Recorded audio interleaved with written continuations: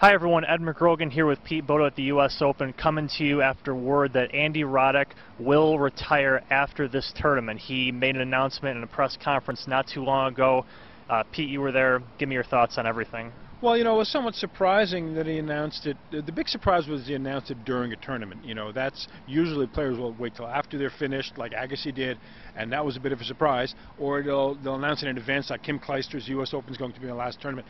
Andy basically did it in the middle of a tournament, and when we got word in the press room that he was going to hold a press conference after the Marty Fish interview, Marty won in 5 sets over Davydenko, everyone thought, well, Andy must be pulling out. We know he's had injury problems this year. We thought he'd just be pulling out of the tournament. That was the announcement. But he surprised everybody. He came in and said, look, that's it. He knew during his first round match, it clicked in his mind that this is the time. Now, it's not as if this is unexpected.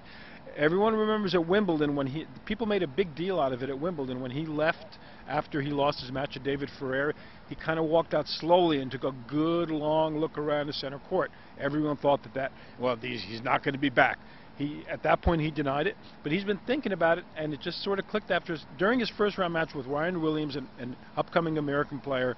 He kind of knew. He said, this is going to be it, and he made good on that, and he came in and he told us. And kind of a vintage presser in some ways from Roddick. He starts off announcing just one sentence, saying this is going to be my last tournament, and throughout the presser really kind of a tone that I think conveys how Roddick has put himself in many press conferences. What do you think about just the way he handled himself there, kind of questions, really just the scene, with this breaking news? Well, he handled it great because he didn't go overboard. He didn't get really sentimental. He did not break down in tears. People even asked him why he didn't break down in tears, and he made some cryptic references saying, well, maybe the tears are all gone already. So he went through some emotions after he made his decision, because basically he had to set the ball in motion.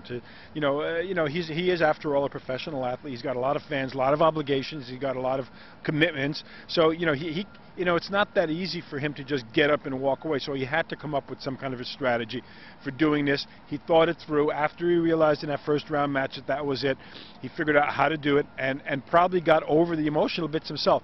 He handled the press conference beautifully. He's become a master in a press room, as people generally acknowledge if you follow the game closely enough. He's really witty. He can be acerbic. He can be self-deprecating.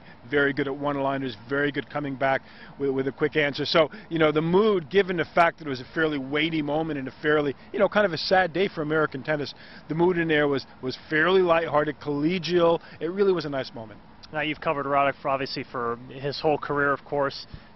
Many ups and downs, of course, and I think a lot of people want to wonder really what the meaning of Roddick's career is. Kind of, if you wanted to sum it up in a little bit, some of his, and also a question I think will beg to be asked too is about his possible Hall of Fame credentials, really his legacy post-career. So maybe your thoughts on that.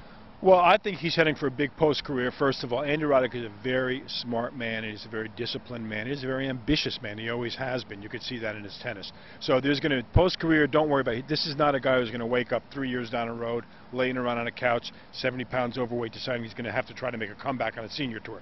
So, that's one thing. Credentials-wise, Hall of Fame, I think he's a Hall of Famer based on his consistency. 9 years in the top 10.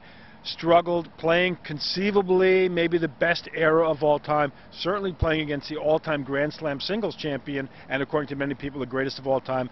Head-to-head with him in 3 Wimbledon finals. Didn't work out for Roddick, one of them an epic. He did win a Grand Slam. He led the U.S. to Davis Cup win. I think he's got it based on, sort of time in and services performed consistently excellent over a long period of time. We'll have a lot more on this story as it develops. Tennis.com. Thanks for listening.